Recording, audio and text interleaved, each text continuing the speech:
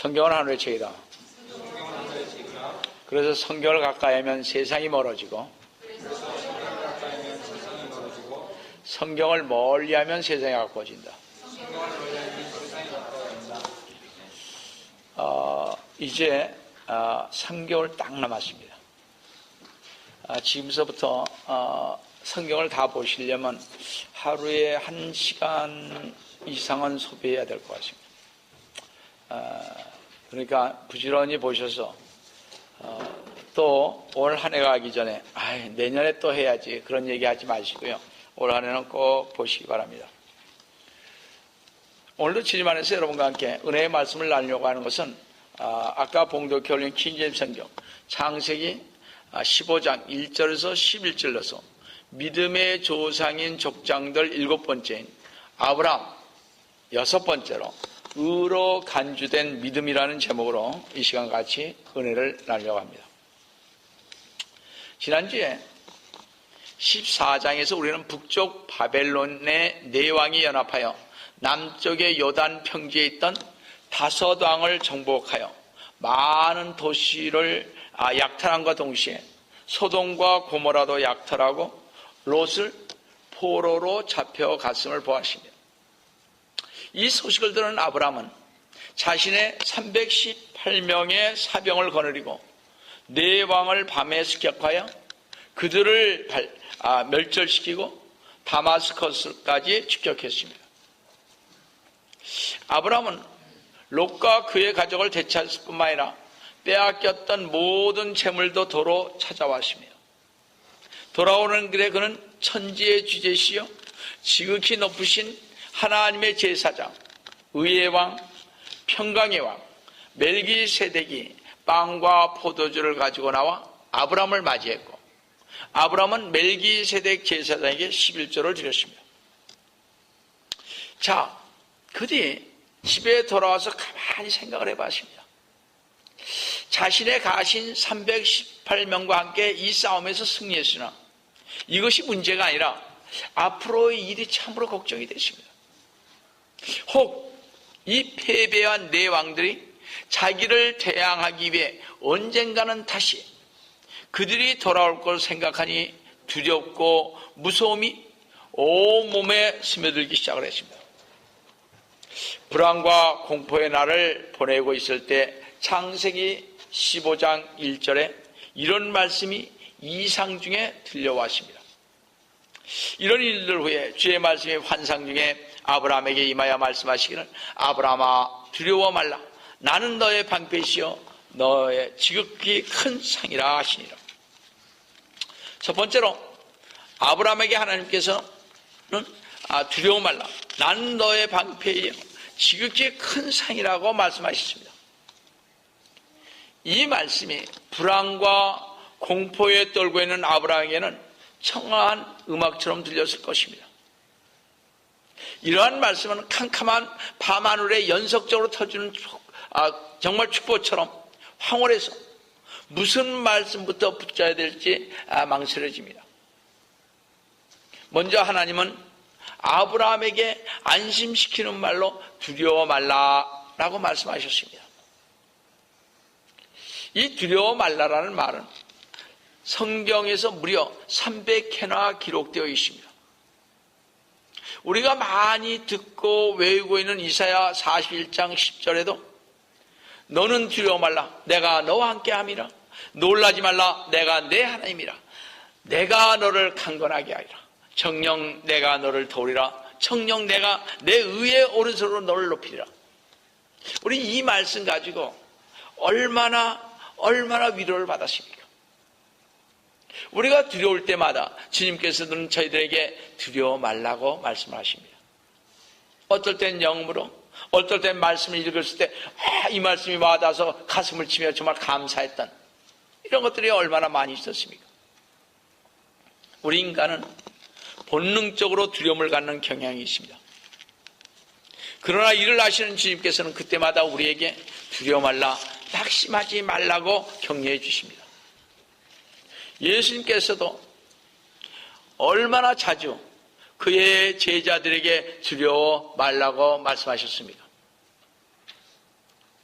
자, 아브라함에게 두려워 말라고 그런 다음 하나님은 나는 너의 방패여 했습니다. 하나님께서는 인생의 재난을 막아주시는 방패이십니다. 우리는 살아가면서 인생이 너무 힘들고 견디기 어렵다는 거 느낄 때가 많이 있습니다. 많은 사람들에게 있어서 인생이란 말할 수 없을 정도로 비참하고 어떨 때는 가혹한 것이며 또한 지루하고 무미건조한 것이라고 생각을 하고 스스로 벽을 쌓고 그 속에 갇힌 채로 외부와의 관계를 끊고 자기 자아에만 의지하고 살아가고 이기심으로 살아가는 사람들 많이 있는 것을 우리는 보게 됩니다. 이들은 하나님께서 그들의 방패가 되어준다는 것을 알지 못하고 있는 것을 보게 됩니다. 이런 비극적인 인생을 살아가는 사람들을 향하여 하늘로부터 들려오는 하늘의 음성이 있습니다. 아브라함아, 두려워 말라. 나는 너의 방패요 나는 너의 지극히 큰 상인이라. 우리 한번 여기 아브라함 대신에 우리 한번 이름을 한번 넣어서 같이 한번 읽어보겠습니다. 정말 주님께서는 여러분들에게 똑같은 말로 말씀하시는 것입니다. 아브라함 대신에 우리 다 같이 한번 이름을 넣어서 보겠습니다.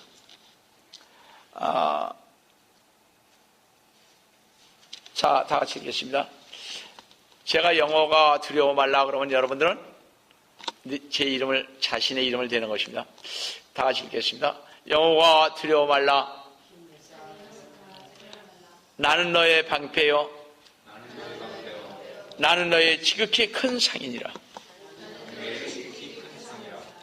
전능하신 하나님께서 나의 방패가 되셔서 나를 지켜주실 뿐만 아니라 지극히 큰 상이라는 것입니다. 아브라함에게 방패가 될 뿐만 아니라 지극히 큰 상을 주겠다고 말씀하셨습니다.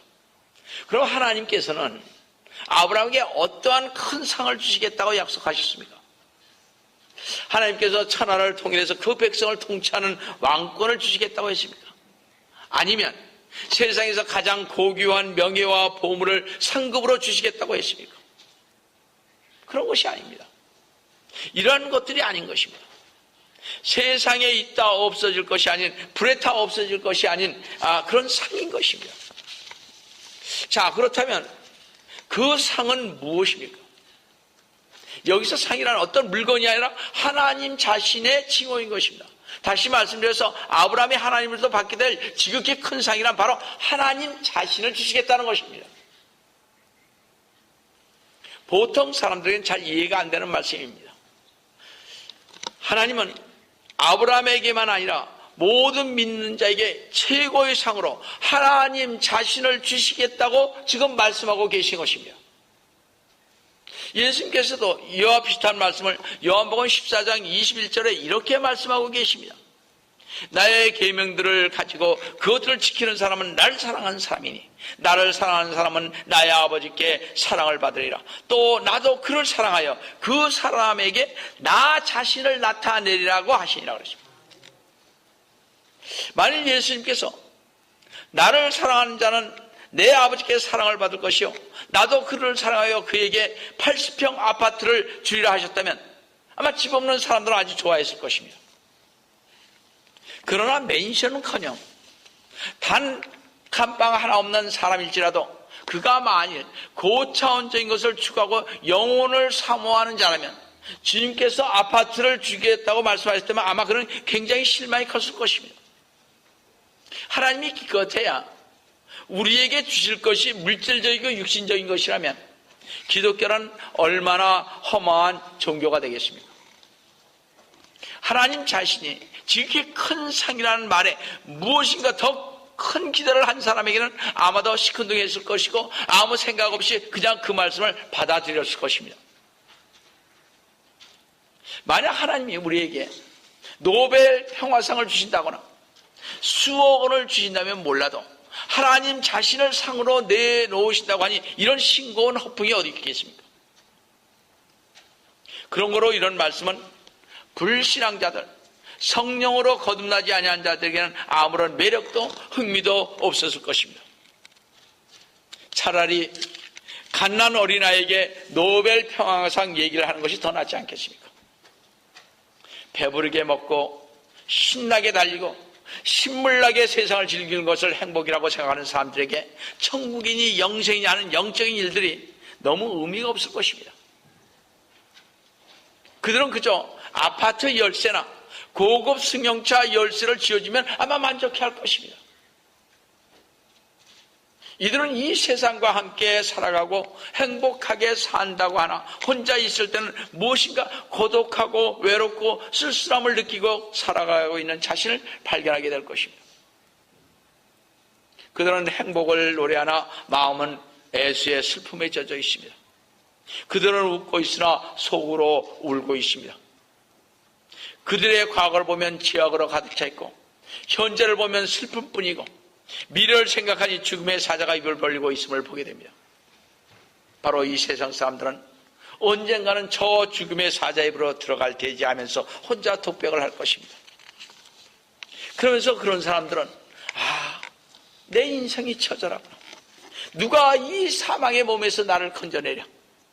절망의 늪 속에서 캄캄한 암흑 속에서 헤어나지를 못하고 있을 때 하늘에서 들려오는 환희의 소리가 있습니다. 위로의 메시지가 있습니다. 나는 너의 지극히 큰 상이라고 말.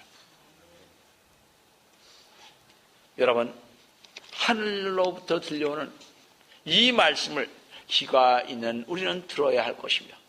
여러분, 이 세상의 모든 것을 갖고 계신 그분이, 이 세상의 천지 만물을 창조하신 그분이 바로 뭐라 했습니까?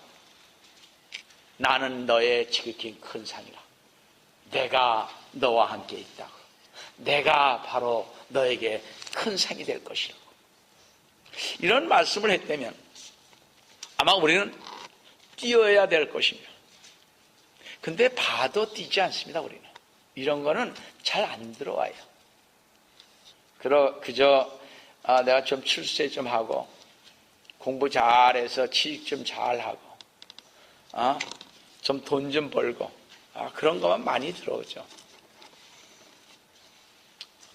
하늘로부터 들려오는 이 귀한 말씀을 들을 수 있는 여론의 귀가 되시기를 주님의 이름으로 축원드립니다. 두 번째로, 하나님께서 아브라함 생애 네 번째로 나타내셔서 아브라함에게 다시 한번 큰 민족을 이루어 주시겠다고 하셨습니다. 그러나 아브라함은 크게 또 인내의 시험을 당하고 있었습니다. 아브라함은 하나님이 자신에게 지극히 큰 상급이 되심을 약속한 후에 하나님께 따지시 말하는 것을 창세기 15장 2, 3절에서 우리가 볼 수가 있습니다. 하나님은 나의 지극히 큰 상이라고 하시는데 무엇을 주시겠습니까? 물론 저는 평생을 먹고 먹을 만큼 충분한 재산이 있습니다, 주님. 그런데 저는 자식이 없으니 누가 제 상속자가 된다는 것입니까? 제 종 엘리에셀이 나의 상속자가 될 것입니까? 하고 이렇게 물었습니다. 정말 하나님은 아브라함이 아들을 원했던 사실을 여러분 정말 몰랐을까요? 말할 것도 없이 하나님은 알고 계셨습니다. 그러나 아브라함은 그의 상속자에 관한 하나님의 때를 기다리는 것이 매우 힘들었습니다. 한 해가 가고 두 해가 가고 세 해가 가도 하나님은 끔찍 안 하시고 주려고 하질 않으니까 답답한 거예요. 그러니까 하나님 앞에 묻는 거죠, 지금. 우리가 그렇지 않습니까? 뭐가 안 되면 답답해 죽잖아요. 뭐 철학을 가고 금식을 하고 뭐 해도 뭐가 안 되잖아요. 그럼 답답해서 미치는 거예요. 하나님은 나하고 관계가 없구나 이렇게 생각합니다. 그래서 제가 늘 말씀해요. 때를 기다리는 것이 참으로 중요한 것입니다. 근데 이 때를 기다리는 것이 참으로 힘든 것입니다. 하나님은 이전에 창세기 12장 7절에서 내가 이 땅을 내 씨에게 주리라고 말씀하셨습니다. 그 창세기 13장 15절 16절에 이런 내가 보는 모든 땅을 내가 내 씨에게 줄 것이며 내 씨에게 영원히 주고 내가 내 씨를 땅에 티끌 깎게 할 것이니 사람의 땅에 티끌을 셀 수 있다면 내 씨도 셀 수 있어요. 이 말씀이 있은 후 수년이 흘렀으나 아마 7, 8년은 흐른 것 같습니다. 내가 이렇게 해주겠다고 하신 말씀이. 그래도 아브라함은 자식을 인내하며 기다렸으나 자식을 낳지 못하자 못하게 마침내 다시 하나님께 물어본 것입니다. 여기에 매우 의미 깊은 것이 있습니다. 하나님은 진정한 의미에서 우리를 자신의 친구가 되기 원하시며 하나님의 생각에 들어오기를 원하시며 하나님의 주시고자 원하신 것을 우리가 하나님께 지혜롭게 간구하시기를 원하시는 것입니다. 그리고 하나님은 우리의 눈이 계속해서 하나님 자신에게 고정되어 있기를 원하십니다. 그래야 하나님께서 주신 그 약속을 바라볼 때 약속을 성취할 수가 있는데 우리는 때때로 우리 주위의 환경을 바라보므로 말미암아 하나님의 약속하심을 잊어버리고 많은 경우를 너무나 많이 보게 됩니다. 아무리 봐도 주님께서 주실 것 같지 않거든요. 아무리 생각해도 1년, 2년, 3년, 지금 8년째 기다리는데 주님께서 끔찍도 안 하시거든요. 아, 끝났구나. 그럼 그렇지. 뭐 주님이 나 같은 사람에게 뭘 줘? 우리 보통 그러지 않습니까? 우리는 가끔 이렇게 자신의 주위의 환경을 보게 됩니다. 내가 이렇게 열심히 믿었는데, 아이, 주님이 뭘 줘? 어? 나만큼 했어봐. 줘야 되잖아. 우리는 기다리지 못하고 있다는 사실입니다. 민수기 13장에서 하나님은 모세에게 일러 12명의 정탐꾼을 가나안 땅과 그 땅 거민들을 정탐하기 위해 보냈습니다. 하나님이 이미 과거에 이스라엘에게 그 땅을 주시겠다고 약속을 했습니다. 이스라엘 12명의 정탐꾼들은 40일 동안 그 땅을 정탐하고 난 후 돌아왔습니다. 그런데 그들 중 10사람은 가나안 땅의 환경을 봤습니다. 우리가 가나안 땅을 들어가 보니 불가능하다고 했습니다. 이 10사람의 말을 보면 민수기 13장 28절은 그러나 그 땅에 사는 백성은 튼튼하고 성읍들은 성벽으로 둘러있고 매우 컸으며 뿐만 아니라 우리가 거기에서 안악자손을 보았나이다. 안악자손은 거인들을 가리키는 겁니다. 그래서 가나안의 정탐꾼 10명은 31절에서 우리가 능히 올라가서 그 백성을 칠 수 없으니 이는 그들이 우리보다 더 강함이라 그러십니다. 그들이 보니까 그렇거든요. 그렇지 않습니까? 아브라함이 318명의 자기 사병을 데리고 거의 10만 대군을 물리쳤다는 것을 기억하셔야 할 것입니다. 근데 갔다 오니까 어떻게 해요? 걱정이 되거든요. 사람은 그렇습니다.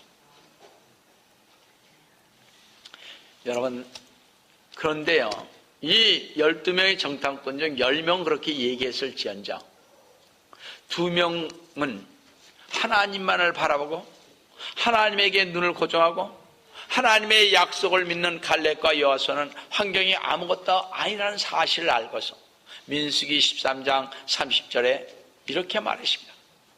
우리가 당장 올라가서 그것을 차지하자. 이는 우리가 능히 이길 수 있음이라 한 것을 봅니다. 그러나 백성들은 정탐꾼의 말대로 환경을 취하자 10 정탐꾼과 그 백성들 어느 누구도 땅에 들어가지 못하고 40년을 광야에서 헤매고 살지 않았습니까? 지금의 나의 환경을 보면 이스라엘 백성들처럼 가나안 땅에 들어가지 못하니 우리는 어떻게 해야 돼요? 그래서 오직 주 예수 그리스도님만 바라보고 가야 하는 것입니다. 그래야만 여러분 승리할 수 있습니다. 이 세상을 바라보니 모든 것이 안 되는 것입니다. 내 생각이 어렵다 이런 얘기. 해도 뭐가 안 되는 것 같습니다. 하나님께서 원하시는 게 기본적인 게 안 돼 있어서 그렇습니다. 제가 보기에. 저도 아마 그런 것 같습니다. 때가 아직 안 됐다. 기다려라. 기다려서 제가 20여 년을 이렇게 하고 왔지 않습니까? 그래도 기다려야 됩니까? 기다려라 그러시죠. 기다리는 것이죠. 언제가 이루어질지 모르지만 안 이루어진다 할지라도 하나님께 영광 돌며 가는 것이 저희들 아니겠습니까? 그렇잖아요. 여러분 앉아도 좀 기다리세요. 좀 죄송해요. 이거 좀 떨시지 마시고. 그렇지 않습니까? 그러니까 한국말이 참 재미있더라고요. 오두방정이라는 말이고 영어로 해석되는지 모르겠어요. 아브라함은요, 자신이 자식을 낳기에는 너무 늙었다고 생각하고 있었고 또 하나님의 약속이 이루어지기가 불가능하다고 판단했습니다. 자신의 지금 나이를 보니까 벌써 80세예요. 부인의 나이를 보니 벌써 70여 세니 하나님께서 자식을 주시겠다는 약속을 의심하기 시작하는 것은 당연한 것입니다. 그렇죠? 그러나 그들은 먼저 하나님을 바라보기보다는 뭐예요? 그들 자신을 바라보았다는 것입니다. 이런 아브라함을 보고 하나님은 굳은 확신으로 창세기 15장 4, 5절에서 이 사람 엘리에서는 너의 상속자가 되지 않을 것이니 내 자신의 몸에서 나올 자가 내 상속자가 되리라고 하면서 5절에 이제 하늘을 쳐다봐라 그랬습니다. 아브라함이 하늘을 쳐다보자 하나님께서 다시 말씀하시기를 저 별들을 세워보라 그랬습니다. 이에 아브라함이 주여 누가 저 많은 별들을 셀 수 있나이까? 라고 대답하니까 너의 씨가 이와 같으니라고 하셨습니다. 이렇게 자손 때문에 낙망하고 있는 아브라함에게 이미 착수했던 모든 일을 하나님이 실행할 수 있다는 것을 지금 어떻게 보증하고 있는 것입니다. 산을 쳐다보라 그러십니다. 우리는 함부로 하나님께 주시겠다고 약속했으면 그 말씀을 붙들고 끝까지 가야 할 텐데 안 되니까 우리 주님 자포자기해서 가는 거죠. 성도 여러분, 하나님은 아브라함에게 너를 갈대아 우리에서 나오게 하여 약속의 땅으로 인도하였을 뿐만 아니라 또한 너의 후사를 주시겠다고 다시 한번 약속하셨던 것입니다. 그때서야 비로소 아브라함은 6절에 아브라함이 주 여호와를 믿으니 그랬습니다. 그때 하나님이 이를 그의 의로 여기셨다고 그랬습니다. 자, 세 번째로 아브라함이 하나님으로부터 처음으로 이곳에서 의로 여김을 받았으며 이 약속대로 아브라함은 모든 믿는 자의 조상이 여기서 시작된 것입니다. 창세기 15장 6절을 다시 보시기 바랍니다. 아브라함이 주를 믿으니 주께서 그것을 그에게 의로 여기셨더라. 이런 성경에서 믿는다는 말이 처음 나온 경우입니다. 처음 나온 말이 믿는다는 말이 처음입니다. 여기에서. 이 믿음의 단어의 첫 번째 사용이라는 점에서 볼 때 이것은 마치 성경의 어떻게 시작인 장인 듯 싶습니다. 믿는다는 이 한마디 말 속에 얼마나 놀라운 신앙의 역사가 시작되어 있는가 하는 것입니다. 아브라함은 진실로 믿는 순간에 다시 태어났습니다.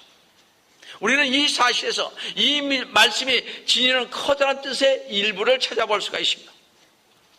바울은요, 아브라함이 바라볼 수 없는 중에 바라고 믿었으며 라고 했습니다.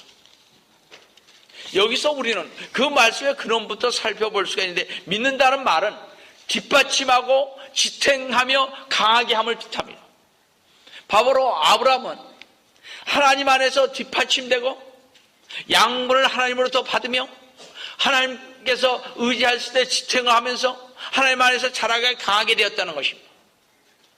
이때 아브라함이 믿는 것은 단순히 하나님께서 자기에게 많은 자손을 주신다는 것이 아니었습니다.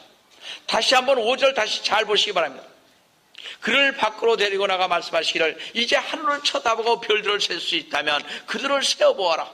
또 그에게 말씀하시기를 너의 씨가 이와 같으리라 하시더라. 여기 후반절에 하나님은 아브라함에 너의 씨가 이와 같으리라 했는데 여기서 너의 씨란 단어는 복수가 아닌 단수입니다. 바울은 이 말씀을 잘 들으셔야 합니다.